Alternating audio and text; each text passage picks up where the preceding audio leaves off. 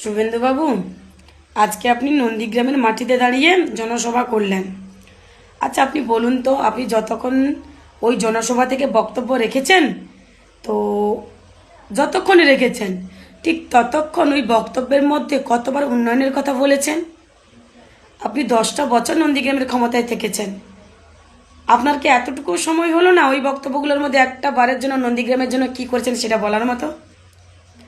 বা দেশের প্রধানমন্ত্রী 12 বছর ক্ষমতায় বসে থেকে দেশের প্রধানমন্ত্রী দ্বারা মানুষ কি উপকৃত হয়েছে সেটা তুলে ধরার মতো? সারাক্ষণকালে কে কার বাড়ি পুড়িয়েছে, কে কার ঘর পুড়িয়েছে, প্রতিশোধ নেবেন, এইসব কেন হিংসাত্মমূলক কথাবার্তা? অভিষেক ব্যানার্জিকে দেখে কিছু শিখুন। ইনিও আজকে ভাষণ রেখেছিলেন, ইনি মানুষের সামনে উন্নয়ন তুলে ধরছেন আর আপনি দাঙ্গামূলক কথাবার্তা বলছেন।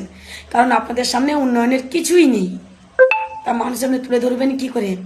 পার্থক্য ছিল, আছে, থাকবে।